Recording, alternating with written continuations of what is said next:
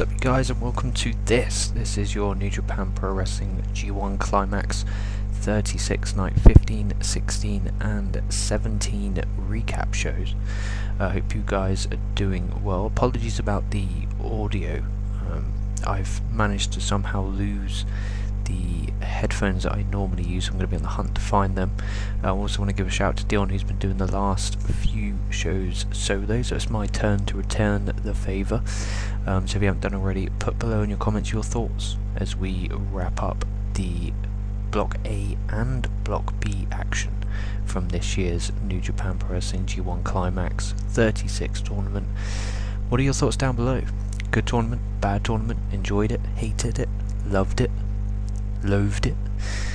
I for one so far have enjoyed it. It's been nice to get back, because obviously I've been away for a while from the channel, as you guys are aware, but it's been nice to do these shows with Dion. I really enjoyed them, and looking forward to seeing where we go as we approach Wrestle Kingdom as well.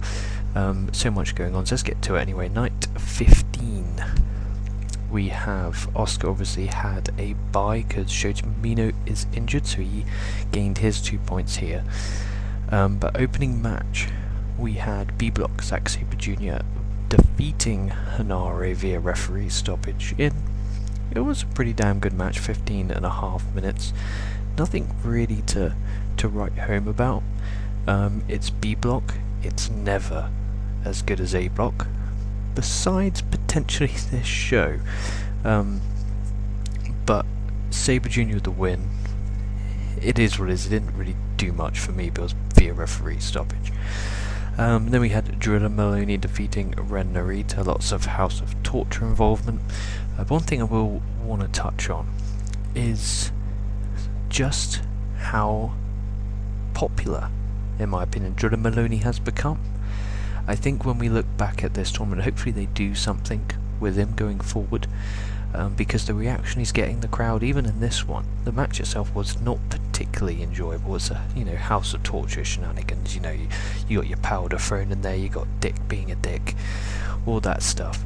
But the crowd were pretty damn loud for it, which is really good to see. Drilla Maloney got the win here, knocking Narita down, so he only has 10 points, and Maloney heading into this one with 8, which puts him in a final total of 10, but we'll break down the full points once we're done with it.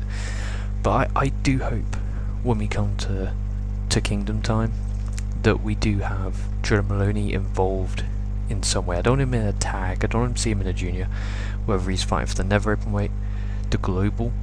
I think that could be really interesting, seeing him potentially going after a secondary title.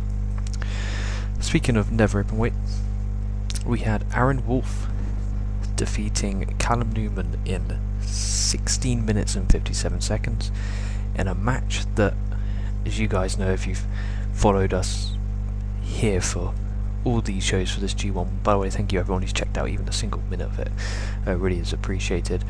But Aaron Wolf here, I said at the start of this tournament on our preview show, I wasn't that pumped for him.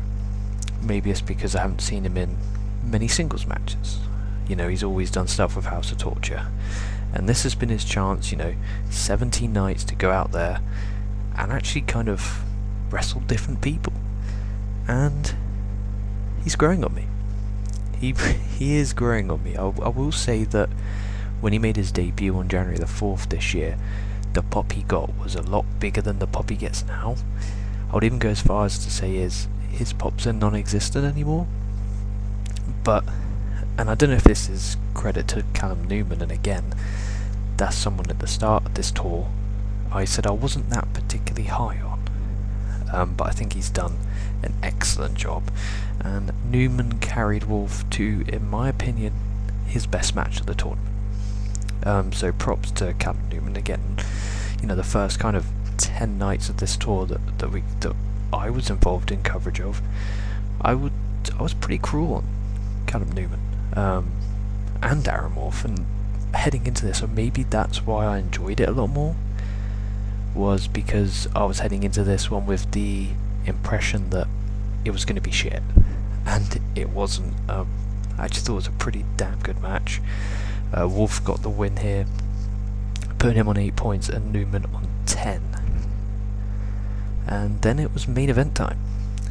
You had Yuya defeating Gabe Kidd, and Wolf, what a big result that was.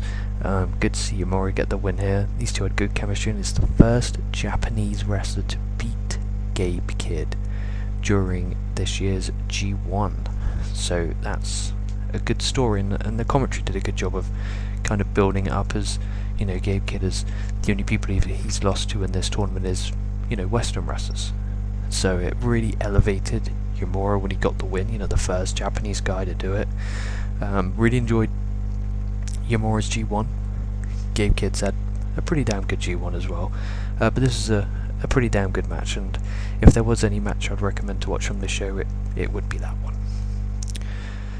And we move on to the final night of A block action. And again, if you guys have been following along with this, you'll know that A block is the one that both myself and Dion have really enjoyed, and tended to not enjoy the B block as much. And this one was taking place from Shizuoka, Japan, 2,075 fans, and live on NJPWworld.com. Here we go, Sanada defeating Shingo Takagi. Both these eliminated, so they're fighting for pride. Obviously, both former LIJ teammates, so there's a good lot of history there. Sanada got the win here in 12 minutes, and again, Sanada is another one of those guys who, at the start of this tour, I wasn't exactly pumped on. You know, I've not enjoyed much of his work since he's made his comeback, and even before that, but man, even though his arm is the state he's in, he's still phenomenal. 12 minutes. Then Goto defeated Yuto-Ice. Again, another match that wasn't really important, it didn't really matter. Even if Yuto-Ice won, he wouldn't have enough points to qualify, but damn Yuto-Ice again. Wow. You know, he's obviously a team with Oscar, and enjoy when he is a team, but this man needs to go on a solo run like nothing else. He is absolutely incredible, and he's connected with this crowd. Every show he's been on, he's had really good matches. This is the first time he's actually taken kind of a pinfall loss, rather than a kind of knockout or count out. So they have protected him, and it's good. It's good for Goto to get a bit victory, so he doesn't finish dead last. Because we want to leave that to the man we'll get to very shortly, who finishes in last place. Then we had Yota Tsuji defeating Jake Lee in a match that you either really enjoyed or really hated. It will be one of the two, and I fall on the fence of I actually enjoyed it. And I know Jake Lee's only on 6 points, finishes the tournament on 6 points, but I've enjoyed his run. I like this kind of character he's got, and if you don't like it, then that's fair enough. But I like how he goes, you know, sometimes full face paint and he's a full whack job, sometimes it's half face paint, sometimes he's serious and it's no face paint. I dig it. Obviously really enjoyed his work in All Japan when he was there, so maybe that's why I'm a bit biased. But Tsuji got the win here, and I thought it was a pretty damn good match. The spear at the end was, whoa. So he did the spear and he did it right in the corner.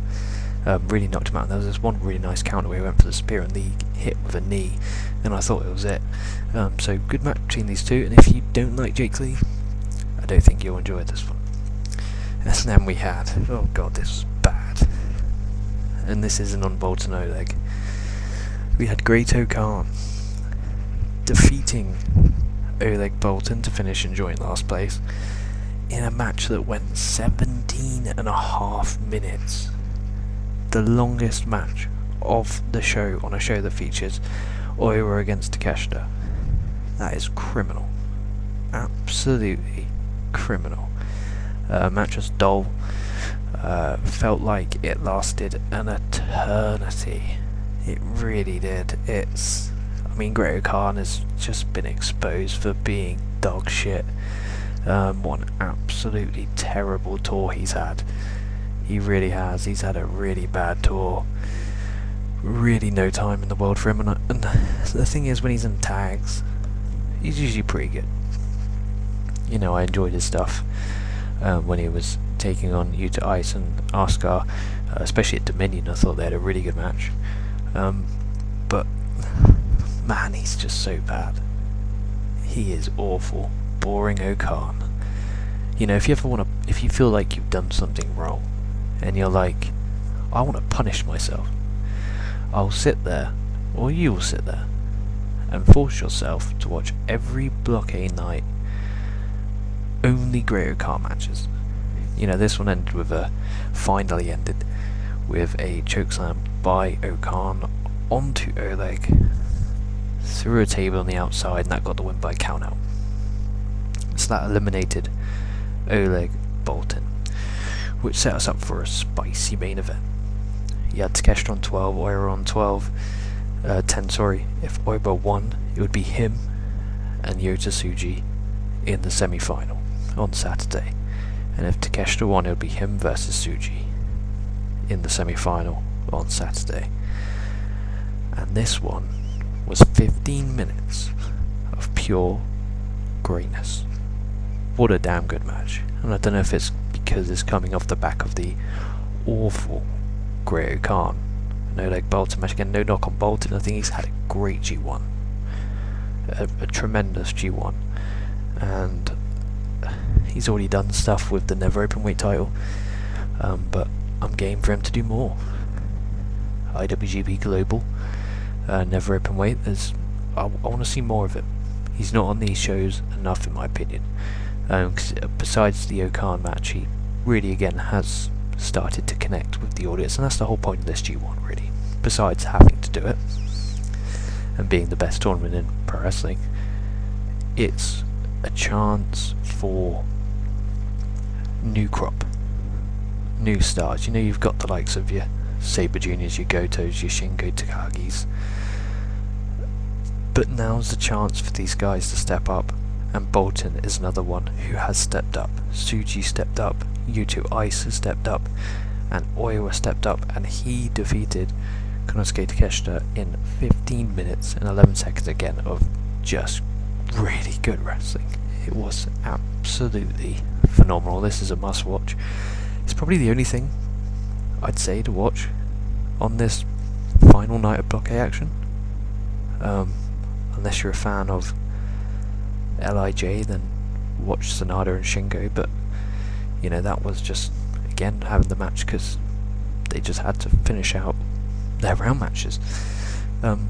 It's sort of like the last day of a NFL season where, you know, you already know guys fighting, guys, teams playing, you know, for playoffs and stuff like that. This was, they were just having a match.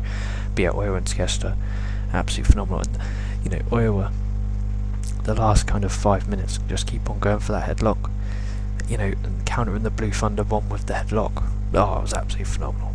Really great match. That'll probably be it for Takeshita in New Japan for a while.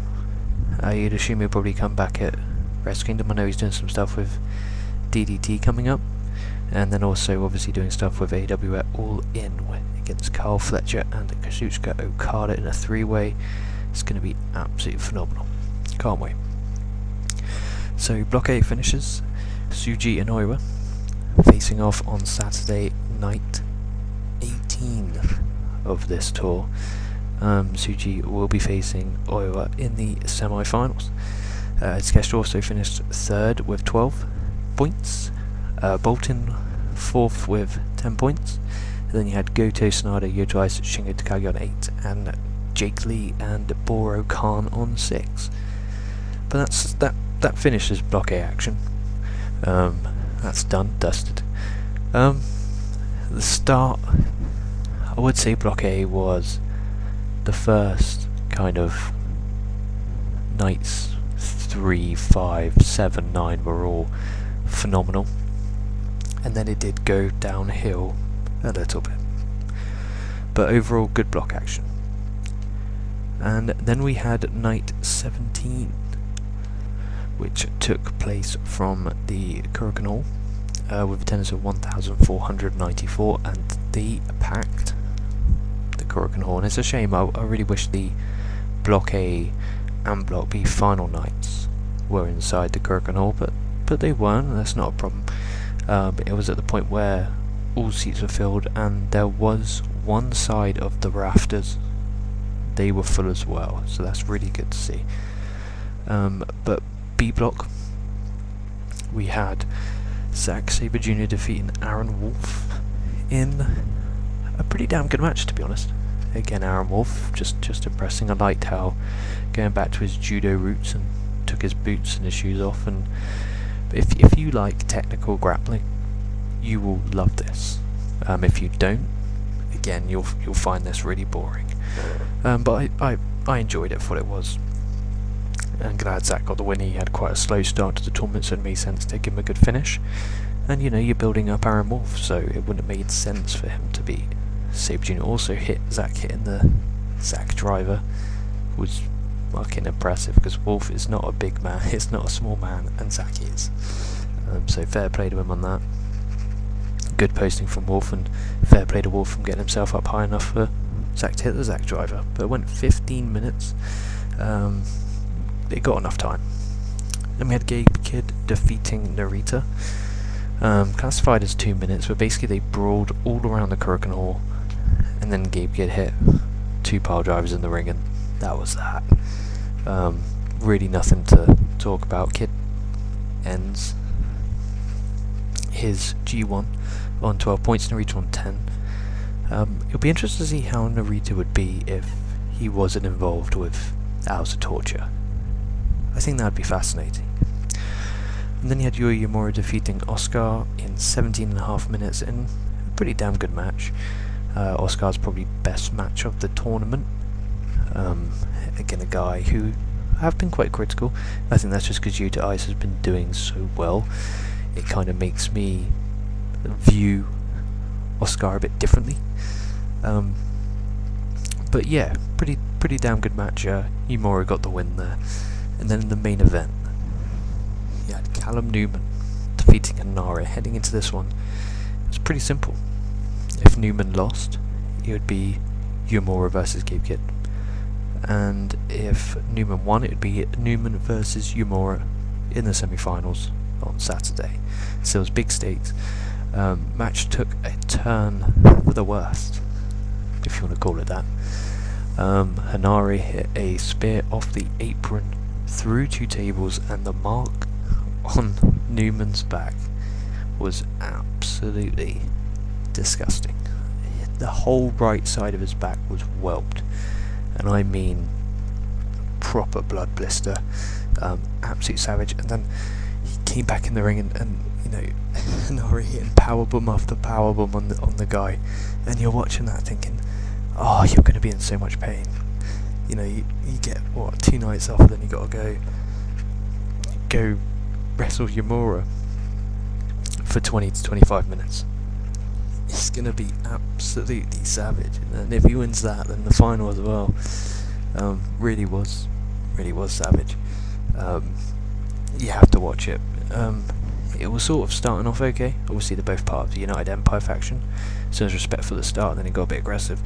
But the match is definitely 2 halves. The first half was pretty good, and then the second half, where it was the spear through the table, you know, Newman showing that fighting spirit, that heart. Again, at the start of this tournament, I said, you know, I'm not really sold completely on Newman. As the tournament's gone on, I'm buying in. I am buying into Callum Newman. Match of the night went 23 minutes, and Newman advances. So Block B finishes Newman, Uemura, Kidd on 12, Maloney, Sabre Jr., Rennerit on 10, Hanare, Aaron Wolf and Oscar on 8, and Shota Umino on 0, as he was not able to participate in this year's tournament, which is a damn shame because we missed out on some potential backers. But he'll be back, and we'll cover it when he is back. So let's get on to the night 18 18, which takes place on Saturday. We have Hiroshi Tenzon's retirement exhibition match. We have Satoshi Kojima against Hiroshi Tenzon. It's going to be emotional. It's taking place from Ryogoku in Tokyo, Japan. Again, live on NJPW World. Yeah, that's going to be cool, man. Looking forward to that. And then night block A final. IWGP Heavyweight Champion Yota Tsuji taking on Yuya Uemura against Callum Newman. Sorry, and then B block is Callum Newman against Ryohei Oiwa. Oh, man, you got two bangers there. My prediction? I'm going to go an Oiwa Uemura final. I think that's what you do. I'd then have Oiwa win, and then Uemura obviously gets the challenge because he pinned Tsuji. That's what I'll do. That's fancy booking. Obviously, what I think they'll do, I think they're going to do a Tsuji Newman final. That's what I do think. But that's no doubt below what you think. And thank you guys for watching. Apologies, it's not the longest. Stay safe, stay well. I'll be catching your asses down the line.